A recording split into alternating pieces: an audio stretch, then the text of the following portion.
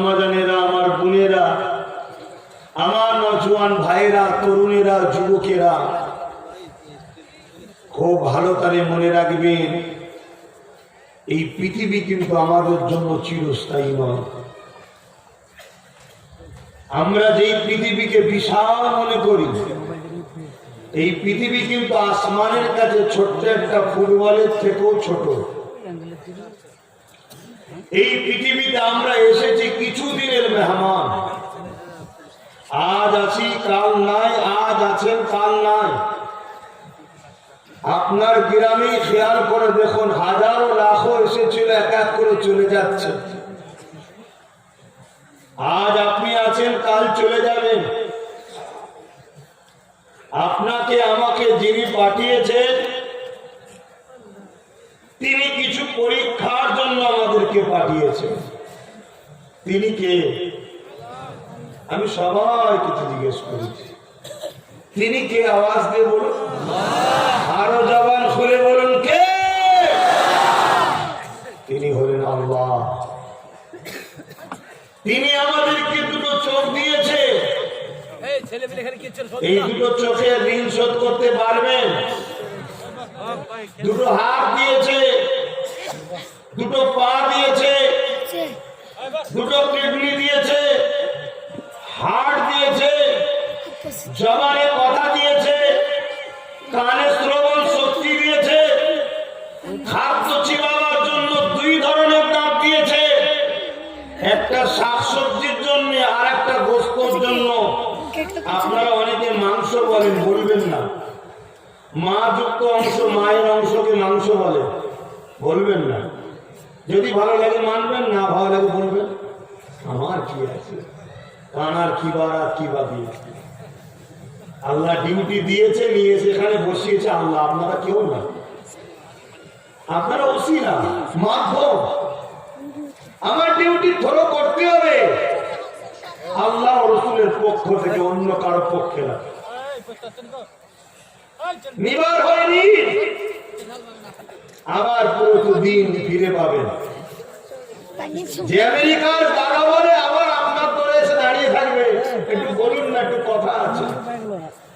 আপনি ইজাজত দিয়ে আসতে পারবেন না, আসতে পারবেন না। হ্যাঁ, পৃথিবীতে সব থেকে পিছিয়ে যারা ছিল, সব থেকে অসভ্য যারা ছিল, সব থেকে বঞ্চিত যারা ছিল, সব থেকে অশিক্ষিত যারা ছিল, আমার আল্লাহ আমিনার লালে ওসিলায় পৃথিবীর বুকে তাদেরকে শ্রেষ্ঠ বানিয়ে দিয়েছে। জোরে বলুন সুবহানাল্লাহ। আমরা যদি হতে চাই তো আসুন। প্রতিটা জিনিসের প্রয়োজন মিটাতে গেলে সেদিকে যেতে হয়।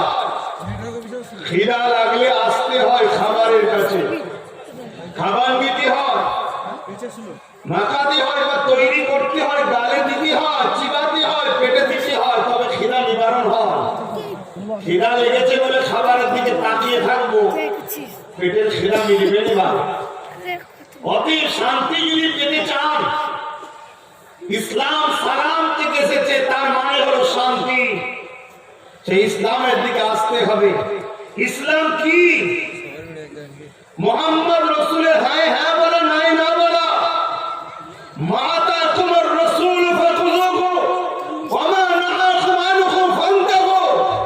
রসুল যা আদেশ করেছে মেনে নাও, যা নিষেধ করেছে ছেড়ে দাও। এটা আমার বাপের কথা নয়, কালামুল্লাহ, আল্লাহর কথা। যিনি তোমার আমার সৃষ্টিকর্তা, যিনি জমিনকে পানির উপরে ভাসমান তোমার আমার জন্য বিছানা করেছে, যিনি এই আসমানকে তোমার আমার জন্য ছাদ বানিয়েছে, যিনি সূর্যকে তোমার আমার খেদমতের জন্য বানিয়েছে, চাঁদ তোমার আমার উপকারের জন্য বানিয়েছে, হাজারো রকম খাদ্য, শাক সবজি, ফল মূল তৈরি করেছে, তুমি আমি খাবো, যিনি তোমাকে আমাকে ফেরেশতাদের থেকেও শ্রেষ্ঠ করে সৃষ্টি করেছে। বললেন না সুবহানাল্লাহ।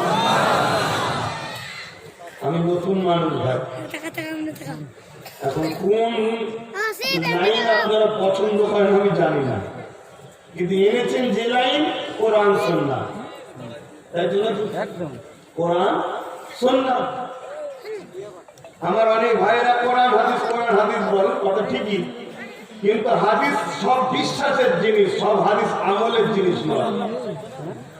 সুন্নাহ হচ্ছে আমলের জিনিস। মান আহাব্বা সুন্নতি, যে আমার সুন্নাতকে ভালোবাসলো, ফাকাদ আহাব্বানি, সে আমাকে ভালোবাসলো। নবী বলছে যে আমাকে ভালোবাসলো, কানা মাই ফিল জান্নাহ, সে আমার সঙ্গে আল্লাহর জান্নাতে থাকবে। জোরে বলুন সুবহানাল্লাহ।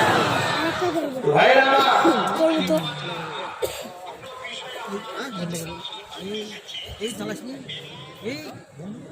এই কায়নাতে আল্লাহ আমাদেরকে সর্বশ্রেষ্ঠ মখলুক করে পাঠিয়েছে।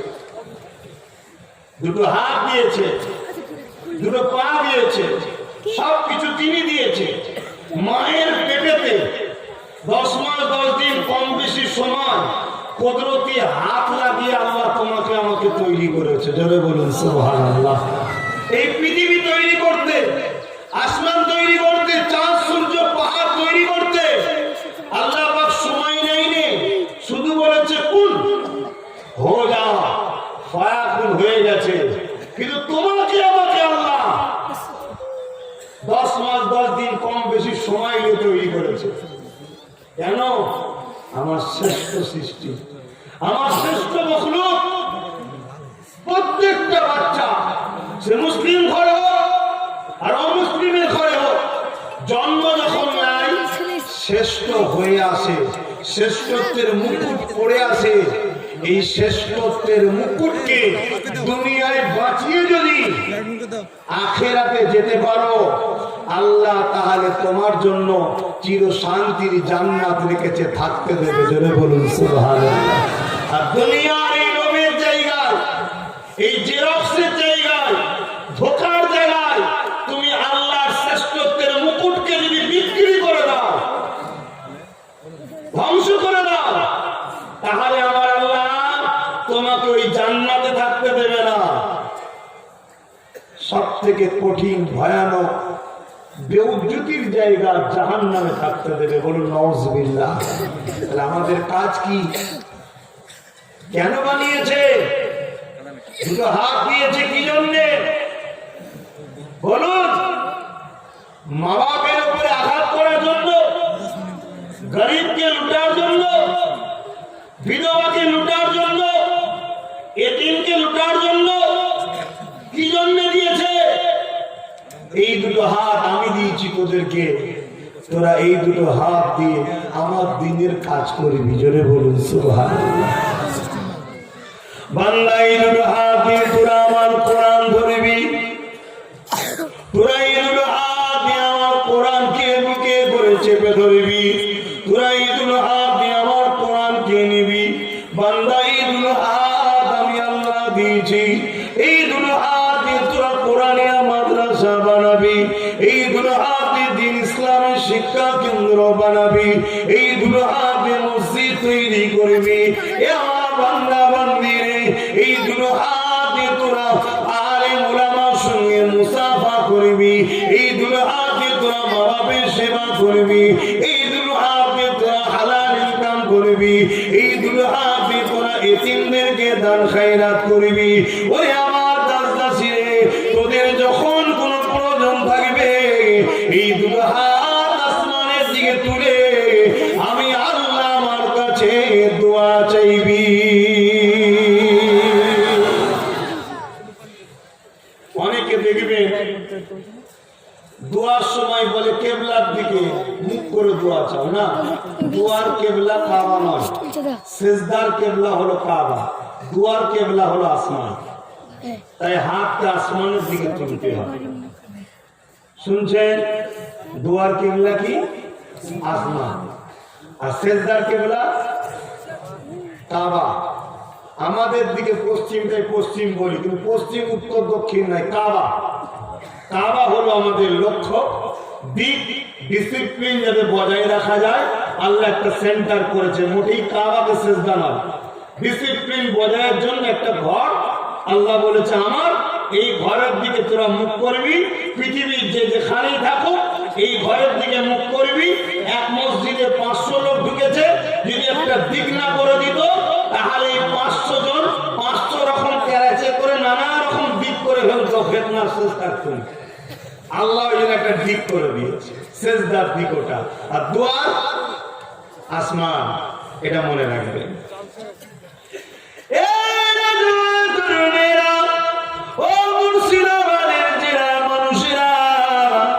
মনে রেখে দেবেন, এই দুনিয়া আল্লাহ তোমার আমার জন্য চিরস্থায়ী করেনি।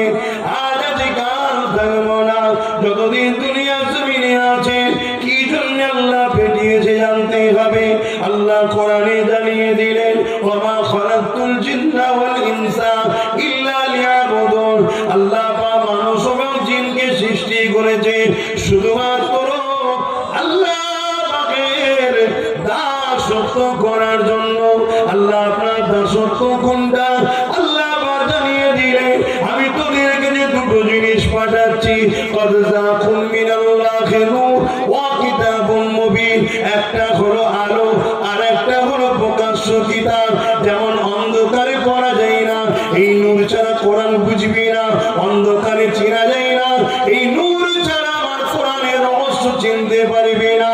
এই নূরটাকে আল্লাহ নবী সাহাবী হযরত আব্বাস বলে, এই নূরটা হলো দয়ার নবী মুহাম্মদ রাসূল।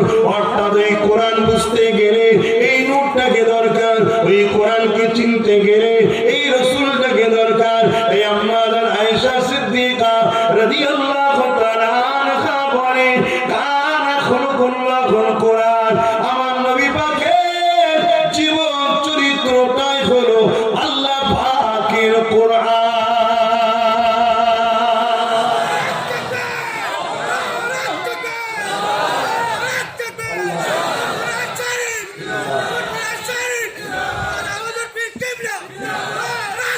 আল্লাহ, আমার ভাইরা, আমার যুবকেরা,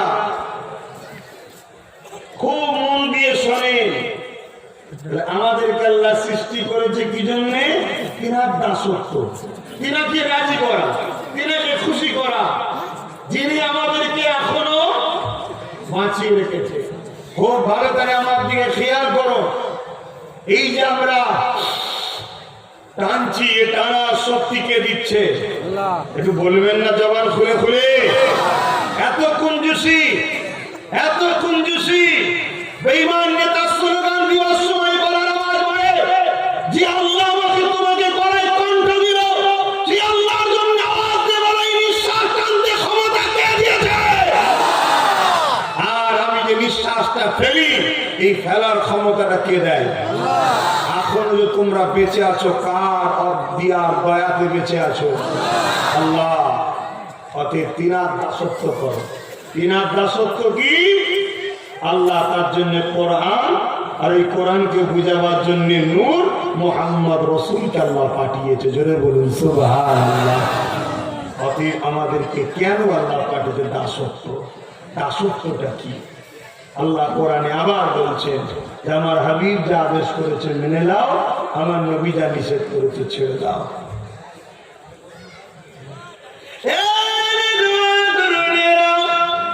যদি তুমি আমি দুনিয়া আখিরাতে শান্তি চাও, আমার রাসূলুল্লাহকে মডেল করে নাও, আমার নবীকে আইডল মেনে নাও, আমার নবীর সুন্নাত অনুযায়ী জীবন করো, আমার নবীকে ফলো করো, তবে তুমি আমি কামিয়াবি হব। এই জন্যকে তরুণেরা বাপেরা, কেন আল্লাহ কোরআনে জানিয়ে দিলেন, লাকাদ কানা লাকুম ফি রাসূলিল্লাহি উসওয়াতুন হাসানা। এই দুনিয়ার মানুষেরা আমি আল্লাহ তোমাদের জন্য আমার হাবিবকে মুহাম্মদ রাসূলকে মডেল করে পাঠিয়েছি। তোমরা নামাজ পড়বে, আমার নবীকে দেখো, তোমরা রোজা রাখবে, আমার নবীকে দেখো, তোমরা হজ করবে, আমার নবীকে দেখো, তোমরা সংসার করবে, আমার নবীকে দেখো। এক কথায় তোমার জিন্দেগির প্রতিটা মুহূর্তে মুহাম্মদ রাসূল থাকবে মডেল হিসাবে, অন্য কেউ থাকবে না। মুহাম্মদ রাসূলকে ফলো করো। তোমার ধর্মনীতি মুহাম্মদ রাসূল যেভাবে বলেছে, তোমার অর্থনীতি মুহাম্মদ রাসূল যেভাবে বলেছে, তোমার রাষ্ট্রনীতি মুহাম্মদ রাসূল যেভাবে বলেছে, তোমার রাজনীতি মুহাম্মদ রাসূল যেভাবে বলেছে, তোমার পরিবার নীতি মুহাম্মদ রাসূল যেভাবে বলেছে, যদি তুমি জাহান্নামকে বিশ্বাস করো, যদি তুমি কবরে যাবে বিশ্বাস করো, তুমি যদি আখিরাতকে বিশ্বাস করো, তাহলে তোমার লাইফ স্টাইলকে চেঞ্জ করো, তোমার উঠা চাল চলো, কথাবার্তা জিন্দগির প্রতিটা মোড়ে মোড়ে, প্রতিটা জায়গায় জায়গায় মুহাম্মদ রাসূল তোমার জন্য মডেল থাকে। মনে রাখবে, তবেই তোমার জন্য কবরটা হবে বেহেশতের একটা বাগান, এবং পরকাল তোমার জন্য আল্লাহর দয়ার জান্নাতটা হয়ে যাবে। আর এর বাইরে যদি চলো, মনে রাখবে পৃথিবীতে কুকুরও বেঁচে আছে, তোমার বাঁচার কুকুরের বাঁচার মধ্যে কোনো পার্থক্য না। ভাষা খারাপ লাগলে কিচ্ছু করার নেই, কিচ্ছু করার নেই, কারণ আমি আমিন আল্লাহর গোলামি করতে এসেছি, আল্লাহর দাসত্ব করতে এসেছি। এখানে কাউকে তেল দিয়ে কথা বলতেছি আর কারো পক্ষে গুণ গাইতে এসেছি। তোমার বাঁচার কুকুরের বাঁচার মধ্যে কোনো পার্থক্য নেই। সেও খায়, তুমিও খাও, সেও ঘুমায়, তুমিও ঘুমো, সেও ডাকে, তুমিও ডাকো, তারও কষ্ট হয়, তোমারও কষ্ট হয়, তারও দলবল আছে, তোমারও আছে। কিন্তু মনে রাখবে, যে আমিনার লালকে প্রতিটা নিঃশ্বাসে নিঃশ্বাসে চলার পথে নিজের মডেল বেরিয়ে নিয়েছে, সেই হলো আমার আল্লাহর কাছে শ্রেষ্ঠ মখলুক। সেই তাজকে বাঁচিয়ে নিয়ে যাচ্ছে আল্লাহ, তার জন্যই রেখেছে মেহমান খানা জান্নাত। জোরে বলুন সুবহানাল্লাহ।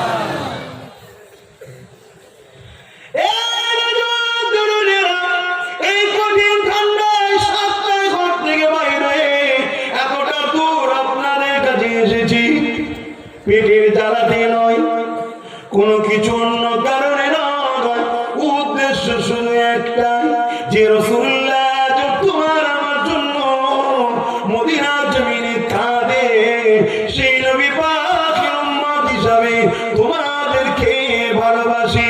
এই বোঝাতে চাইছি, এই দুনিয়ায় যেদিকে তুমি যাও না কেন, মুক্তি তুমি পাবে না, যে রাস্তায় তুমি যাও না কেন, আযাব তুমি পাবে না। একমাত্র মুক্তি আযাবের রাস্তা হলো আমিনা আল্লাহর দেখানো রাস্তা। কেননা ১,৫০০ বছর আগে হযরত ঈসা নবী চলে যাওয়ার পর ৫০০ বছর আর কোন নবী রাসূল আসেনি। এই না আসার দরুন এই পৃথিবীর জমিনে মানুষগুলো মানব রূপী পশু হয়ে গিয়েছিল। তারা নিজেদের মাকে হত্যা করত, মা কোনো ইজ্জত কোনো ছেলের হাত থেকে বাঁচাতে পারত না, বেটি কোনো বাপের হাত থেকে জান বাঁচাতে পারত না। চিন্ত বেটিগুলোকে বাপেরাই দাফন করে দিত। এই পৃথিবীর চরিত্র এত খারাপ হয়ে গিয়েছিল, এতিমগুলোর গলায় বেড়ি দিয়ে, গরিবগুলোর গলায় দড়ি বেড়ি দিয়ে বাজারে নিলামে তোলা হতো, তাদেরকে কিনা বেচা হতো। মক্কা জমিনেও তাদের একটা মেলা হতো, পৃথিবীর মানুষ সেখানে সমবেত হতো, সেখানে গরিবের নারী বিক্রি হতো, ধনী লোকরা কিনে নিয়ে যেত, ওই নারীকে ভোগ করত, ওই নারীর গর্ভে যখন সন্তান আসতো, ওই নারীকে তারা মেরে দিত, হত্যা করে দিত। এই যুবকেরা আজ যেমন পৃথিবীর দাদা আমেরিকা, তখন দাদা ছিল যেমন করে রোম। ওই রোম শিক্ষতার নামে অসভ্যতা বর্বর ছিল। বড় বড় স্টেডিয়াম তৈরি করে ওই গ্যালারির মধ্যে তারা ভিআইপিরা বসে বসে হাত তালি দিত, আর গরিবের ছেলেগুলোকে মাটিতে বিয়ে দিত, এমন করে বাঘ ছেড়ে দিত। বাঘের সঙ্গে তাদেরকে কুস্তি লড়তে হতো, তারা লড়াই করে পারত না, বাঘের থাবায় তারা মারা যেত। ধনীরা বড় আনন্দ করত। এই ছিল পৃথিবীর চরিত্র। এক কথায় পৃথিবী ধ্বংসের দিকে চলে গিয়েছিল। আমার আল্লাহ এই ধ্বংস পৃথিবীকে বাঁচানোর জন্য তিনা সর্বকালের সর্বশ্রেষ্ঠ সৃষ্টি আমিন আল্লাহ আব্দুল্লাহ হযরত মুহাম্মদ নবী সাল্লাল্লাহু আলাইহি ওয়াসাল্লামকে দুনিয়ার জমিনে পাঠালে। আল্লাহ নবী মাত্র 23 বছরেতে তাম পৃথিবীর জমিনে সন্ত্রাসী বন্ধ করে দিয়ে, লুট বন্ধ করে দিয়ে, খুন বন্ধ করে দিয়ে, জিনা বন্ধ করে দিয়ে, নারীদের হত্যা বন্ধ করে দিয়ে, এতিমদেরকে জুলুম করা বন্ধ করে দিয়ে, এতিমের মর্যাদা, গরিবের মর্যাদা,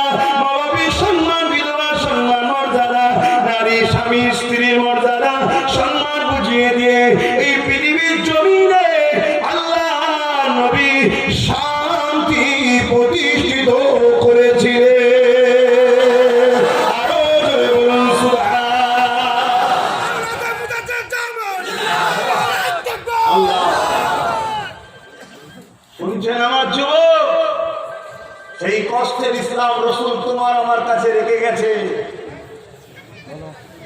নবীর মেহনতের দিন তোমার আমার কাছে রেখে গেছে। আল্লাহ নবী বললেন আমি তোমাদের কাছে 3টে দিন রেখে যাচ্ছি। কটা আওয়াজ দিয়ে বলুন, একটু কষ্ট দিচ্ছি নাকি? হাত তুলে বলুন কটা জিনিস, দেখিয়ে বলুন কটা জিনিস। আমি সবাইকে বলছি, সবাই হাত তুলে বলুন কটা। বাকিগুলো কি কম শুনছেন? কানে কানে কম শুনছেন না খোদার মার হয়েছে? হাত তুলে বলুন কটা জিনিস। সবাই হাত তুলে লম্বা করে হাত নামান। ছেলে করার জায়গা নয় এটা, ছেলে খেলা করার জায়গা নয় এটা। বাপের নাম ভুলে যাবে মরে যাওয়ার পর কবরে। মাস্তানি হচ্ছে জ্ঞানী ঠাকুর বলি বেশি জ্বালাচ্ছে। ঠান্ডা বেরিয়ে যাবে কবর ঢুকিয়ে। কবরে ঢুকার আগে দুনিয়ায় বিছানা নিয়ে গল্প ফেলে রাখে না, অতি সাইজ হয়ে যাবে। বিবিও লাথি মারবে, ছেলেও লাথি মারবে, বুড়ো মরছেই নি কেন? কথা বুঝছেন না, বোঝেন না? বুড়ো বলতে বাপের কথা বলছি, ছেলের কাছে বাপ বুড়ো হয়ে যায়, তখন আরে আরে বুঝবে যে হুজুর কি বলছিল। ভালো না লাগে দূরে থাকবে, আসবে না। 10টা থাকুক, নবীর প্রেমিক থাকুক, সলিড থাকুক। কেন ইসলামে অল্পতেই কামিয়াবি হয়, এক গাদাতে কামিয়াবি হয় না। যুগে যুগে আমরা কামিয়াবি হয়েছি অল্পতে। আমরা বড় শুনেছি দেখিনি, আমরা ও শুনেছি দেখিনি। আমরা কিন্তু প্যালেস্টাইন থেকে দেখলাম। কি দেখেছেন না দেখেন না? পৃথিবীর বড় সবচেয়ে পাওয়ারফুল শক্তিগুলো, পৃথিবীর বড় পাওয়ারফুল গুলো এক জায়গায় হয়েছে ছোট্ট একটা প্যালেস্টাইনকে মুছে দেওয়ার জন্য। আল্লাহু আকবার। তারা বড় বড় অ্যাটম বোম নিয়ে, ট্যাঙ্কার নিয়ে, পরমাণু শক্তি সব আছে, AK-47 আছে, সব আছে।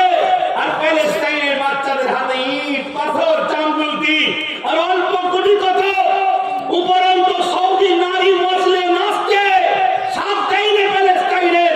তারপর আলহামদুলিল্লাহ অল্প প্যালেস্টাইন মসজিদে আসার জন্য পৃথিবীর সব শক্তিকে আজকে দেখিয়ে দিল যে আমাদের কেউ না থাকো, আমাদের জন্য আল্লাহ রাসূলকে কষ্ট করে বলুন সুবহানাল্লাহ।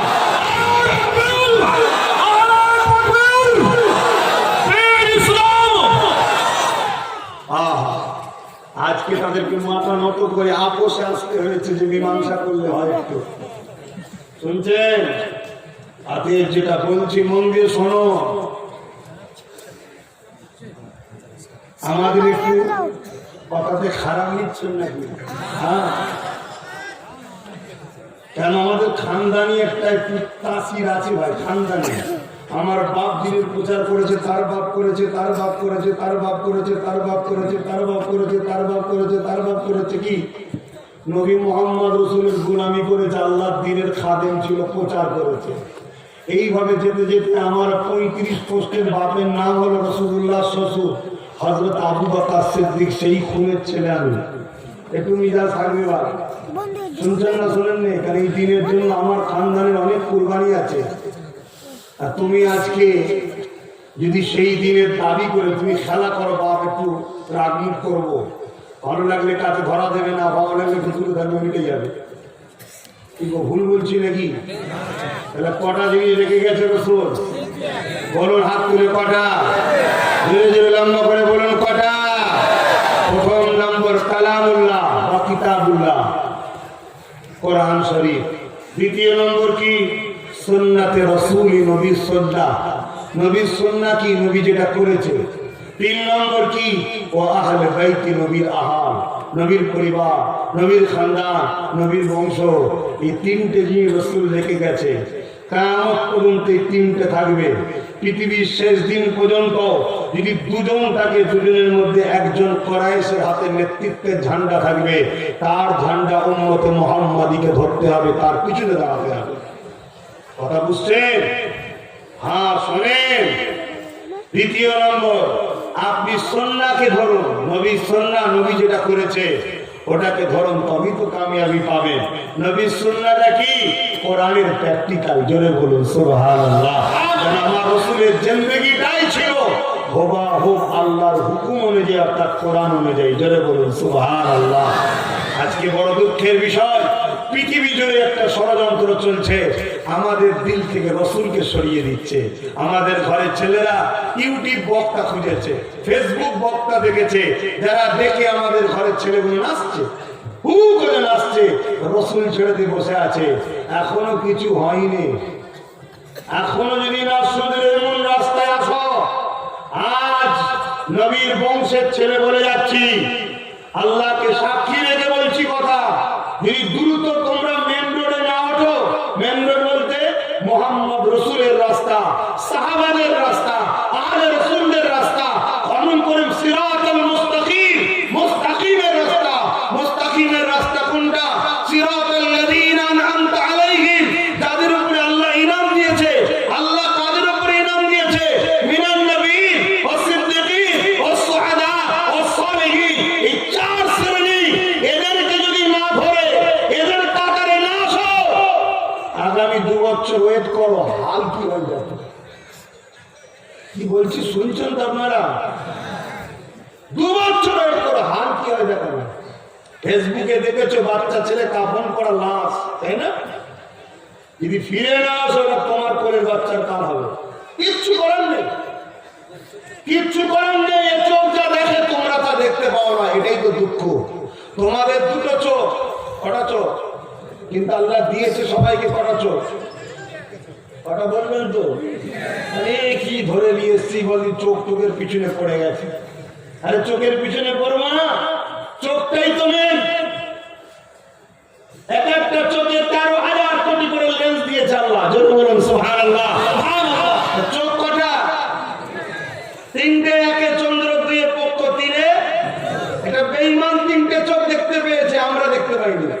আর একটা চোখ হলো কলবের চোখ, অন্তরের চোখ, যে চোখ দিয়ে নবী দেখা যায়। এ চোখ দিয়ে গান দেখেছো, টিভি দেখেছো, সিনেমা দেখেছো, ধোঁকা দেখেছো, হারামের অর্থ দেখেছো।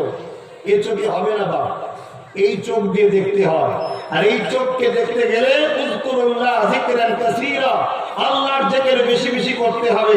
আলা বিযিকরিল্লাহি তাতমাইন্নুল কুলুব, অন্তরকে শান্তি দিতে গেলে আল্লাহর জিকির করতে লাগে। জোরে বলুন সুবহানাল্লাহ। আর আল্লাহর জিকিরের প্রশিক্ষণ যিনি দেয়, সেই শিক্ষকটাকে বলা হয় মুর্শিদ। আরবিতে কি বলে?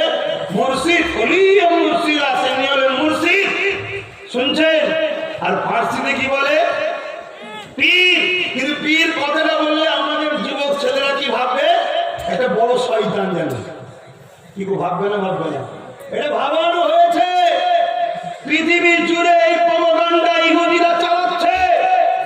কেননা আল্লাহর ওলিদের মুর্শিদের কাছে গেলেই মুর্শিদ আপনাকে নবীর আদব শিখাবে, নবীর সঙ্গে সম্পর্ক করা শিখাবে। আর নবীর কাছে পৌঁছালেই নবীজি জন্ম এসেছিলেন, আল্লাহ আমাদের কাছে পাঠিয়েছে আমাদের ঘরে আল্লাহর সঙ্গে জুড়তে। অর্থাৎ আমার নবীর কাছে গেলে নবী আমাদের ঘরে আল্লাহ চিনাবে। জোরে বলুন সুবহানাল্লাহ। আমাদেরকে যেতে হবে মুর্শিদের কাছে, ওলিয়া মুর্শিদা, মুর্শিদের কাছে যেতে হবে। মুর্শিদকে আলেমে হাক্কানি, আলেমে হাক্কানিকে যার মধ্যে 2 ধরনের ইলম আছে, আল ইলমু ইলমানি, একটা জাহিরি অপরটা বাতিনি। এই 2 ইলম যে পেয়েছে সে হলো রাসূলের ওয়ারিস, আল উলামা ওয়ারাসাতুল আম্বিয়া। তার মুখ দেখলে ছোট ছোট গুনাহ আল্লাহ মাফ করে দেয়। জোরে বলুন সুবহানাল্লাহ। আরো জোরে বলেন, মাফ কে করে? কেন করে? তিনি আল্লাহকে খুশি করেছে তাই। এই সমাজে কিছু মুখ দেখলে চোখের জেনা হয়, আছে না? না, এই সমাজে কিছু মুখ দেখলে রাতে ঘুম আসে না, ভয়ে, আছে না? না, আবার আল্লাহর ওলিদের মুখ দেখলে গুনাহ মাফ হয়। জোরে বলুন সুবহানাল্লাহ।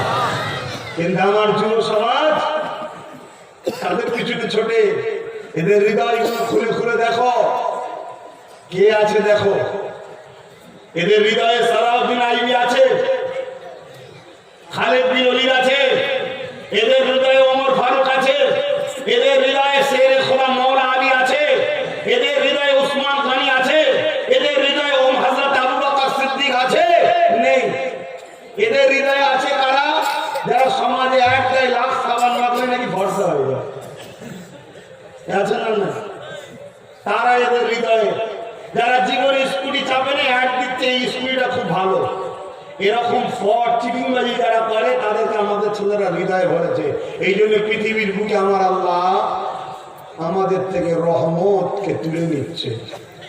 আল্লাহ বলেছেন, আমাকে আমার হাবিবকে ভুলে যাদের পিছনে তোরা ছুটবি তাদের হাতে আমি আল্লাহ তোদেরকে জিল্লাত দেবো, শাস্তি দেবো। অসুবিধা হচ্ছে? সবাইকে জিজ্ঞেস করছো অসুবিধা হচ্ছে? আহা, কত কষ্ট করেছে আমার রাসূল এই দিনের জন্য। মুসলমান ছেলে মেয়েরা, তরুণেরা, আল্লাহ নবীর কোরআনকে প্রতিষ্ঠিত করতে গিয়ে, নাইকে প্রতিষ্ঠিত করতে গিয়ে, ইনসাফ ইনসানিয়তকে প্রতিষ্ঠিত করতে গিয়ে আল্লাহ নবী কত কষ্ট করেছেন। আল্লাহ নবীর জীবনে এমন দিন গেছে, আল্লাহ নবী পাহাড়ের মধ্যে নিজেকে লুকিয়ে রেখেছে, গাছের পাতা ফলমূল খেয়ে জীবন ধারণ করেছে। কেননা চতুর্দিকে সন্ত্রাসের আমার নবীকে জানে মারার জন্য খোঁজে। এ যুবকেরা, আল্লাহ নবীর জীবনে এমন দিন গেছে, নবী আমার আল্লাহকে সিজদা করেছে, মাথাটা নত করে দিয়ে নামাজে পড়ে আছে, পচা দুম্বার ভুঁড়ি আমার নবী পাকের পিঠের উপরে চাপিয়ে দিয়েছে। একদিকে দুর্গন্ধ আর একদিকে ভারী, ওটাকে আল্লাহ নবী চালাতে পারছে না। নবী আমার সিজদায় পড়ে গিয়ে রব্বি রব্বি সুবহান রাব্বিল আলা তাসবিহ পড়ে যাচ্ছে। আল্লাহ নবীর কলিজার টুকরি হযরত খাতুনে জান্নাত ছোট্ট ছোট্ট দুটো হাত নিয়ে আব্বা জানের পিঠ থেকে ওই পচা দুম্বার ভুঁড়িটা নাবিয়ে দিতে লেগেছে। আল্লাহ নবীর জীবনে এত কষ্ট দিন গেছে। এ যুবকেরা, তরুণীরা, মক্কা জমিনে ন্যায়ের কথা, সত্যর কথা, ইনসাফের কথা, ইনসানিয়াতের কথা, মানবতার কথা, গরিবের হকের কথা আল্লাহ নবী যখন প্রচার করতে লেগেছে, আবু জেহেল, উতবা, সাইবা, আবু লাহাব আমার নবী পাকের জানের দুশমন হয়ে গেল। আমার নবী পাক তাই তাইফের জমিনে গেলেন দ্বীন ইসলামের প্রচারের জন্য। কিন্তু মক্কার সন্তান আবু জেহেল, উতবা, সাইবা তাইফের গুন্ডাগুলোকে জানিয়ে দিল, মুহাম্মদ যাবার আগে মুহাম্মদকে তাইফের বর্ডারে ঢুকিয়ে দাও। কারণ মুহাম্মদ রাসূল যা বলে সত্য বলে, মুহাম্মদ রাসূলকে রুখতে হবে। যদি না রুকা যায়, মুহাম্মদ যা বলে ঠিক বলে, তাহলে তোমার আমার সাম্রাজ্য শেষ হয়ে যাবে। আল্লাহ নবী তাইফের জমিনে যখন যেতে লেগেছে, চতুর্দিক দিয়ে তাইফের দুষ্টু ছেলেরা আল্লাহ নবীর দিকে পাথর নিক্ষেপ করতে লেগেছে। এ যুবক, কখনো কি তোমার দিন সেই নবীর জন্য কাঁদে না, যে নবী আমার রোজা মোবারকে এখনো তোমার আমার জন্য আল্লাহ দরবারে কাঁদতেছে?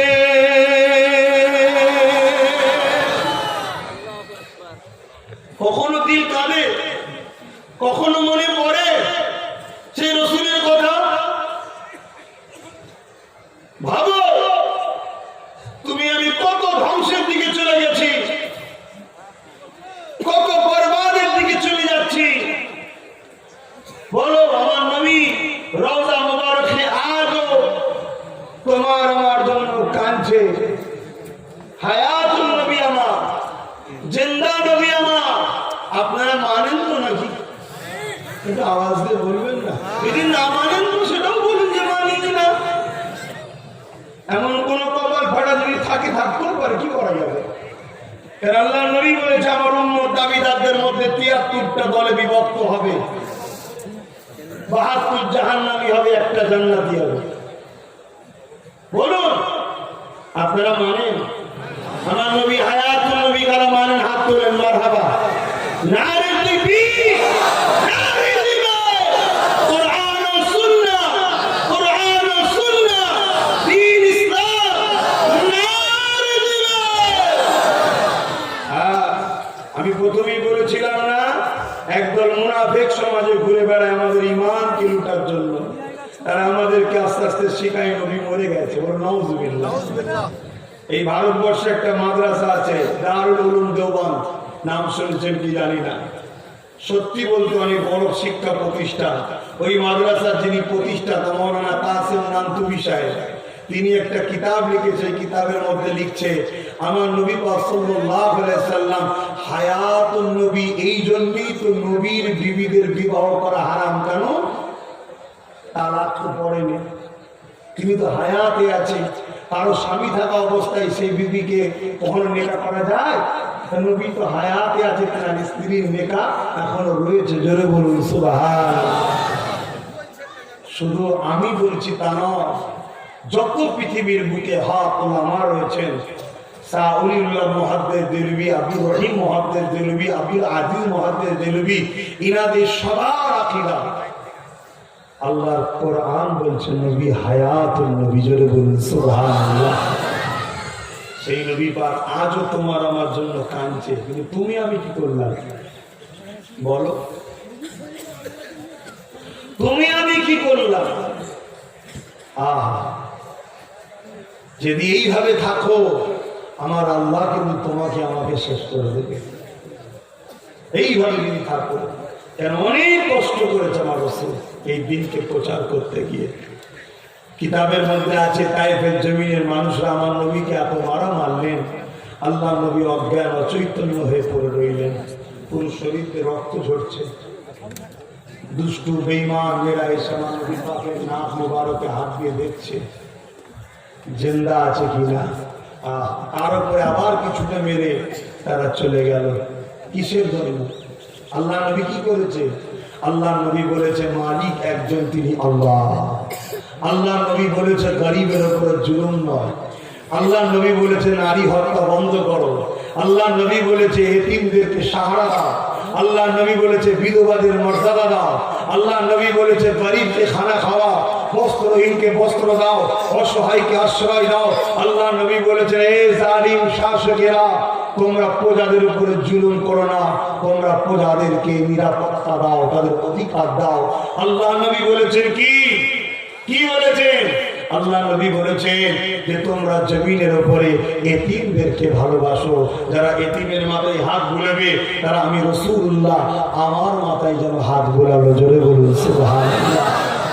দুঃখের সাথে বলতে হয় মাদ্রাসায় যত গরিবের ছেলেগুলোকে পাওয়া যায়, ঠিক না? মাদ্রাসায় যত গরিবের ছেলে পাওয়া যায়, বেশিরভাগ শতকরা 100টা ছেলে থাকলে 95টা গরিবের ছেলে। মনে একটু বাড়ালে ভালো হতো, চলো আচ্ছা 99, মৌলানা সাহেব বলছে 99টাই ভুল, কিছু করে না, ঠিক আছে কিছু কিছু জায়গায় 100-100ই হবে। তাই 99টা হলো গরিবের ছেলে। তবে আলহামদুলিল্লাহ শুনে রাখেন, বৃদ্ধাশ্রমে যদি 99টা বাপ মা পাওয়া যায়, গরিবের নয় বড় লোকের ছেলের বাপ মা পাওয়া যায়। বলুন আল্লাহু আকবার, বলবেন আল্লাহু আকবার। মনি সাহেবের ভালো লাগছে না আমাদের? হ্যাঁ শোনেন, সার্টিফিকেটের দরকার আছে, স্কুল কলেজ ভার্সিটিতে যাওয়ার দরকার আছে। কেন? সার্টিফিকেটে পেট চলে। সার্টিফিকেটে কি চলে? পেট চলে। আর মাদ্রাসায় এখানটা শান্তি পাওয়ার শিক্ষা দেওয়া হয়। জোরে বলুন সুবহানাল্লাহ। ভালো মানুষ মাদ্রাসায় বানানো হয়। এই প্রত্যেকটা নিউ জেনারেশন যুবককে বলবো, আল্লাহ আপনাদের যার যার ছোট ছোট বাচ্চা দিয়েছে, ওই বাচ্চাগুলোকে মাদ্রাসাতেও পাঠান, স্কুলেও পাঠান। আপনার বাচ্চা কোরআনও শিখবে, ডাক্তার হবে। আপনার বাচ্চা কোরআনও শিখবে, জজ হবে। আপনার বাচ্চা কোরআনও শিখবে, পুলিশ হবে। আপনার বাচ্চা কোরআনও শিখবে, ভালো ভালো রাজনীতির নেতা হবে। মনে রাখবেন, আপনার বাচ্চার অন্তরে যদি আল্লাহ রাসূল থাকে, ওই ডাক্তার কখনো বাপ ভুলো হলো বাপের পা টিপা বন্ধ করবে না। আর তোমার বাচ্চা যদি শুধু ডাক্তার হয়, আল্লাহ রাসূল যদি না থাকে, বুড়ো বয়সে তোমাকে বৃদ্ধাশ্রমে দিয়ে আসবে। দুটোই দরকার আছে, ইসলাম নিষেধ করে না। আর আজকের দিনে বিশেষ করে আমাদের তো দরকার। মুর্শিদাবাদের তো অর্ধেক মানুষ বাইরে বাইরেই তাকিয়ে দেখছে। তুমি কি চাইছো তোমার ছেলে বাইরে ঘুরবে? একবেলা খাওয়া কমাও, ছেলেগুলোকে শিক্ষিত করো। একবেলা খাওয়া কমাও, ছেলেগুলোকে আল্লাহ রাসূল দিলে দাও। আর ডাক্তার, উকিল, জজ, ডিএম, পুলিশ, আইপিএস অফিসার সব বানাও। আর যদি বলো না হুজুর তোমার কথা রেখে দাও, কোন রকম দুবেলা ডাল ভাত হলেই হলো, মনে রেখে দিও তোমারটা যদিও গোলে মালে চলে যায়, তোমার ছেলে চলবে না। অলরেডি খাঁচা তৈরি হয়ে গেছে, শুধু ভরতে বাকি আছে, দাঁড়াও না, দাঁড়াও। যদি বলো হুজুর তোমার চিন্তা না, আমাদের আবার চিন্তা কিসের? আমাদের আবার চিন্তা কিসের? দুনিয়া বন্ধুক থেকে ভয় খায়, আমরা বন্ধুকের নলে আল্লাহর জান্নাত দেখতে পাই। জোরে বলুন সুবহানাল্লাহ। আমাদের আবার ভয় কিসের? কেন আমরা কারো লুটিনি, কারো ধারিনি, কাউকে ধোঁকা দিইনি। আমরা মানুষকে লুটা থেকে বাঁচাতে চাই, আমরা মানুষকে জুলুম থেকে বাঁচাতে চাই। আমার রাসূল শিখিয়েছে, কোনো শিখিয়েছি কোনো স্কুল কলেজ থেকে নয়, এটা রাসূলুল্লাহর কারখানা থেকে শিখেছি, মাদ্রাসা থেকে শিখেছি, যে গরিবকে যে খানা খাওয়াবে আল্লাহ তাকে জান্নাতের খানা খাওয়াবে। জোরে বলুন সুবহানাল্লাহ। এটা আমার নবীর মাদ্রাসায় পাওয়া যায়, এটা আমার নবীর দ্বীনের কারখানায় পাওয়া যায়। আর অন্য জায়গায় সব শেখানো হয়নি বলি তো আজকে গরিবকেই বেশি করে লুটছে একদল মানুষরা, লুটছে না লোটেনি। ওই জন্য বলবো আপনার ছেলেকে মাদ্রাসাতেও দেন, শুধু দুনিয়ার ফায়দা নয়, দুনিয়ার ফায়দা নয়, কিয়ামতের দিনে একজন হাফেজে কোরআন, এই যে আগে পাগড়ি দিল না, আল্লাহ ওই ভাইকে যেন হাফেজে হাক্কানি বানান। বলুন আমিন। দুঃখের সাথে বলতে হয়, এ কথা সমাজে বলার নয়, তারপরও সজাগ করার জন্য বলছি। দুঃখের সাথে হাফেজ দুই ধরনের আছে, আলেম দুই ধরনের আছে। একটা হলো আল্লাহ ও রাসূলের পক্ষে, আর একটা হলো শিক্ষা অর্জনের পরে দুনিয়া তাগুতি শক্তির পক্ষে চলে যায়, জুলুমের পক্ষে চলে যায়। হাফেজ হাক্কানি যারা, তারা হলো আল্লাহ ও রাসূলের পক্ষে। তাদেরকে আল্লাহ এত সম্মান দিয়েছে, কিয়ামতের দিন 70 জন এমন লোক, কতজন? সংখ্যাটা বললে অসুবিধা হবে। 70 জন এমন লোক যাদেরকে আল্লাহ জাহান্নাম ঘোষণা করে দিয়েছে, যাও জাহান্নামে। কিন্তু এই হাফেজে কোরআন দাঁড়িয়ে যাবে, গিয়ে বলবে আল্লাহ উনি আমার বাড়ি থেকে ভাত দিত, উনি আমার মাদ্রাসার বোর্ডিং খরচ দিত, উনি আমার মাদ্রাসার পাখা করে দিয়েছিল, আল্লাহ এরাই সহযোগিতা করেছিল, তাই তোমার কোরআনকে সিনায় রাখতে পেরেছিলাম, এরা ওসিলা। আল্লাহ আমি একাধিক কোরআনকে রেখেছি তা নয়, এই কোরআনকে রাখার জন্য এরা ওসিলা ছিল। এমন 70 জন করে এক একজন হাফেজের কোরআনের সাথে আল্লাহ জান্নাত দেবে। জোরে বলুন সুবহানাল্লাহ। আরো জোরে বলা যাবে না সুবহানাল্লাহ?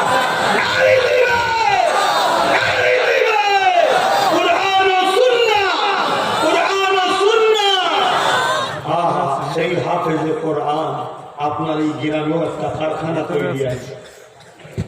একজন বাচ্চা সেই কারখানা থেকে এবার তৈরি হলো, বেরিয়ে গেল। তাই তো কবি কবির ভাষায় বলছে, পৃথিবীতে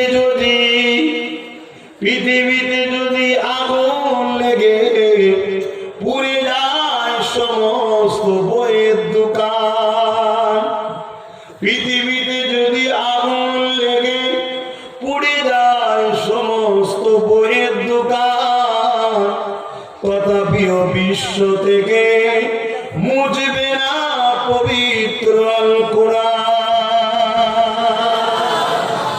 সমস্ত কিতাবগুলো যদি পুড়ে যায় আগুন লেগে পৃথিবীতে, কোরআন মুছবে? হাফেজরা পড়বে, উলামারা লিখে দেবে। জোরে বলুন সুবহানাল্লাহ। সেই কারখানা তৈরি হয়েছে আপনার গ্রামে, কত ভালো কথা। সেই উদ্দেশ্য করে এই মাহফিল আল্লাহ কবুল করবেন, আল্লাহুম্মা আমিন। ঠান্ডা লাগছে না একটু বলবো? কারা কারা শুনতে চান না হাত তুলুন। এত সুন্দর এই শুনলেন, মহব্বত দেরি শেষ, এত ভালোবাসাই বললাম। ঠিক আছে, একটু মাইন্ডটা ফ্রি হয়ে গেল না? চিন্তা করার কিছু নেই। আমাদের রব হলো রব্বুল আলামিন, আর আমাদের নেতা হলো রাহমাতাল লিল আলামিন। জোরে বলুন সুবহানাল্লাহ। আমরা বলি না আল্লাহ আপনার রহমতের ওসিলায় আমাদেরকে জান্নাত দিন, বলি না? আল্লাহর রহমতটা কি? আল্লাহর রহমত হলো মুহাম্মদ রাসূল। জোরে বলুন সুবহানাল্লাহ। ওয়া মা আরসালনাকা ইল্লা রাহমাতাল লিল আলামিন। যার রহমত আমি আপনাকে দুনিয়ায় পাঠালাম। জোরে বলুন সুবহানাল্লাহ। হায় হায় হায় হায়। নবী চিনলে নে, মুসলিম দাবি করো। নবী চিনলে নে, নামাজি বলো। নবী চিনলে না, হাজি বলো। একদিন উমর ফারুক কাবা শরীফে গেছে, আর হযরত মাওলা আলী শেরে খোদাও রয়েছে। হযরত উমর 12,000 আসওয়াদের চুমা দেবে, দিবার সময় বলছে পাথর তোকে আমি চুমা দিতাম না যদি আল্লাহ রসুলের ঠোঁট তোকে না লাগতো, তুই আমার ভালো করতে পারবি না, ক্ষতিও করতে পারবি না। হযরতে মাওলা আলী পাশে ছিলেন। হযরতে আলীকে বলুন বলুন ইলমের দরজা, জোরে বলুন সুবহানাল্লাহ। আল্লাহ নবী বলেন আমি ইলমের শহর, আর আলী হলো ওই শহরের দরজা। আর তাই তো হযরত আলী বলেছিলেন, হে নবীর সাহাবারা শোনো, রাসূলুল্লাহর কাছে একবার গেলে আমার কাছে দুবার আসতে হবে, জোরে বলুন সুবহানাল্লাহ। এই বিচার রাসূলের কাছে গেলেন, হুজুর আপনার জামাই বলছে কি? আপনার জামাই হযরত আলী হুজুর রাসূলের তো জামাই, আপনার জামাই বলে কি? কি বলে না আপনার কাছে নাকি একবার এলে ওনার কাছে নাকি দুবার যেতে হবে। আল্লাহ নবী ডাক দিলেন, হে হযরত আলীকে ডাকো। হযরত আলী এলেন, কি শুনছি হুজুর, আপনি কি শুনেছেন? তুমি নাকি বলেছো যে আপনার কাছে একবার এলে আমার কাছে একবার এলে তোমার কাছে নাকি দুবার যেতে হবে। হযরত মাওলা আলী বলেন, হুজুর আমার জানমাল আপনার কদমে কুরবান হোক। এটা আমি কেন বলবো, এটা তো আপনার কথা, জোরে বলুন সুবহানাল্লাহ। এটা কার কথা? আপনার কথা। কেন? আপনি তো নিজে বলেছেন আমি রাসূল হলাম ইলমের শহর, আলী হলো এই শহরের দরজা। আপনার কাছে আসতে গেলে ঢুকবে কোথায় দিয়ে? দরজা দিয়ে। কাজ মিটিয়ে বেরোবে কোথায় দিয়ে? দরজা দিয়ে। দরজায় দেখা পাওয়ার হয় তো হুজুর তো আপনার কথা। আল্লাহ নবী মুচকি হাসলেন, আসমানের দিকে হাত তুলে বললেন, আল্লাহ আলী তার মাওলা, আমি রাসূল তার মাওলা, আল্লাহ তুমি তার হয়ে যাও মাওলা, জোরে বলুন সুবহানাল্লাহ। এখানে মাওলা বলতে ঘাবড়াবেন না, মাওলা বলতে তার অভিভাবক, গার্জেন। মাওলা বলতে কি? গার্জেন। একই আরবি কথা হয়, আল্লাহর ক্ষেত্রে মানে আলাদা হয়, রাসূলুল্লাহর ক্ষেত্রে মানে আলাদা হয়, আম্মাসের ক্ষেত্রে মানে আলাদা হয়। ওমা কারুল্লাহ, কারু শব্দের বাংলা মানে কি? প্রতারণা করা, চিটিংবাজি করা, ধোঁকা দেওয়া। ওমা কারু, তোমরা যদি ধোঁকা দাও, চিটিংবাজি করো, প্রতারণা করো। ওমা কারুল্লাহ, আল্লাহর ক্ষেত্রে বলবেন নাকি? বড় চিটিংবাজ, বড় ধোঁকাবাজ, নাউযুবিল্লাহ, তখন মানে চেঞ্জ হয়ে যাচ্ছে কি? আল্লাহ তোমাদের চিটিংবাজি, ধোঁকাবাজির উপরে জ্ঞান রাখে, জোরে বলুন সুবহানাল্লাহ। একই মানে চেঞ্জ হয়ে গেল। ঠিক তেমনই মাওলা আলী ঘেবড়ে যাবেন না, অর্থাৎ অভিভাবক। অর্থাৎ রাসূল বললেন আল্লাহ আলী যার যার অভিভাবক হবে, অর্থাৎ যে আলীকে গার্জেন বলে মানবে, আমি রাসূল তার গার্জেন, আর আমি তার গার্জেন হব। আল্লাহ তুমি তাদের জন্য রহমতের চাদর বিছিয়ে দাও, ঢেকে দাও, জোরে বলুন সুবহানাল্লাহ। তো ভাইরা আমার, হযরত মাওলা আলী পাশে ছিলেন। হযরত ওমর ফারুক বললেন কি? যে পাথর তুমি আমার কোনো উপকার করতে পারো না। হযরত মাওলা আলীর ইলমের দরজা খুলে গেল। ভাই আমার, আপনি যেটা বলছেন ঠিকই, পাথর কারো উপকার করতে পারে না, তবে এটা সেই পাথর নয়। এই পাথরকে আল্লাহ কিছু খুসুসিয়াত দিয়েছে। কে দিয়েছে? বলুন বলুন। সবকিছুর মালিকটা কে হচ্ছে? আল্লাহ। আল্লাহ দিয়েছে, আল্লাহ দিয়েছে। কথা বুঝে আসছে? আল্লাহ। যেমন আমার আল্লাহ জান দিয়েছে আমাকে। এই পৃথিবীতে অনেক পাথর আছে, জান নাই। অনেক পাথর আছে, তার জান আছে। জান কে দিয়েছে? আল্লাহ। এই পৃথিবীতে শুকনো খেজুর গাছের গুড়ি, উস্তুনে হান্নানা, বুখারীর হাদিস, সে রাসূলুল্লাহ যার উপরে হানানদের খুতবা দিত, সে রাসূলুল্লাহর জন্য কাঁদছে। আর পৃথিবীর কোন গাছের গুড়িকে দেখো তো কথা বলে কি? তাকে আল্লাহ ক্ষমতা দিয়েছে, জোরে বলুন সুবহানাল্লাহ। ক্ষমতার মালিক কে? জোরে বলুন কে? লিল্লাহু সাইয়্যুল কাদির। একমাত্র ক্ষমতার মালিক আল্লাহ। এই যে হাত লাগাচ্ছি, এটা আমার ক্ষমতা নয়, তিনি ব্যবহার করতে দিয়েছে। মুখে কথা বলছি, আমার ক্ষমতা নয়, তিনি ব্যবহার করতে দিয়েছে। কিন্তু আমরা বলি না যে আমার এত ক্ষমতা, 100 কেজি চাকিয়ে দেবো, বলি না আমার ক্ষমতা, আমার ক্ষমতা, বলি না। কিন্তু এই কথাটা যদি কোনো ইমানদার বলে, সেরে খাবে না। এই কথাটা যদি কোনো গায়ের ইসলাম বলে, সেরে খাবে। কেন? তার অন্তরে আল্লাহ নাই। আমরা যখন ঘরে যে মাকে বলি মা খেতে দাও, খাবার আলীকে মাকে বলেন কেন? একজন মুসলিম ইমানদার যখন বলে মা খেতে দাও, শিরক নয়। এই কথাটাই কোন যখন গায়ের ইসলাম যে বলে মা খেতে দাও, শিরক হয়। কেন? তার অন্তরে আল্লাহ নাই। ইমানদারের অন্তরে আল্লাহ আছে। ইমানদার জানে খাবার